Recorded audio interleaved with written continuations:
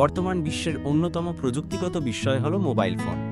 যোগাযোগ, বিনোদন, ব্যবসা বাণিজ্য, শিক্ষা, প্রায় সব কিছুতেই মোবাইল ফোন এখন অপরিহার্য।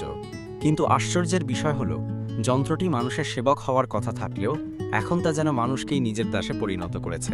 এই ভিডিওতে আমরা বিশ্লেষণ করব কিভাবে মোবাইল ফোন মানুষের জীবনে আধিপত্য বিস্তার করছে এবং আমাদের মন, শরীর ও সমাজে এর প্রভাব কেমনভাবে প্রতিফলিত হচ্ছে।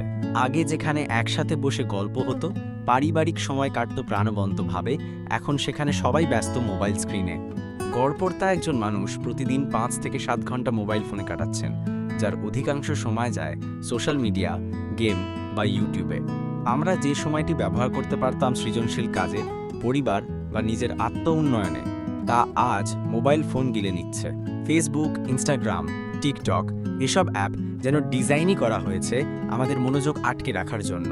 প্রতিটি নোটিফিকেশন, লাইক বা কমেন্ট আমাদের মস্তিষ্কে ডোপামিন নামক আনন্দ হরমোন নিঃসরণ ঘটায়, যার ফলে আমরা মোবাইলের দিকে আকৃষ্ট হই বারবার।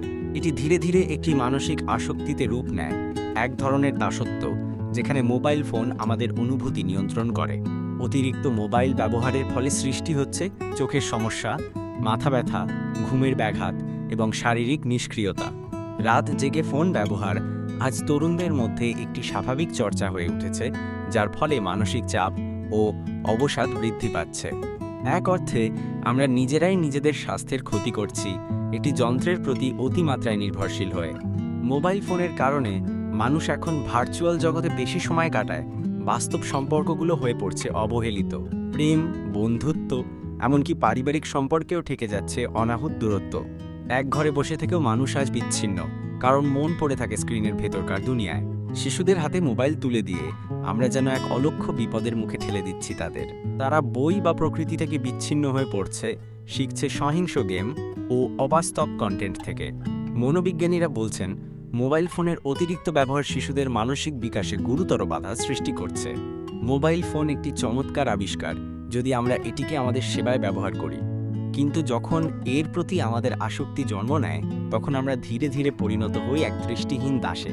তাই এখনই সময় আমাদের সচেতন হওয়ার, মোবাইলের ব্যবহার নিয়ন্ত্রণ করার এবং বাস্তব জীবনের সঙ্গে সংযোগ পুনঃস্থাপনের। কারণ প্রযুক্তি আমাদের হাতিয়ার, আমরা যেন তার নয়। মোবাইল ফোনকে যদি না নিয়ন্ত্রণ করা যায়, তবে একসময় এই যন্ত্রই আমাদের মনুষ্যত্বকে গ্রাস করে ফেলবে। তাই প্রয়োজন আত্মনিয়ন্ত্রণ, সময় ব্যবস্থাপনা এবং ডিজিটাল ডিটক্সের মাধ্যমে একটি সুস্থ ও সজীব জীবনে ফিরে যাওয়া।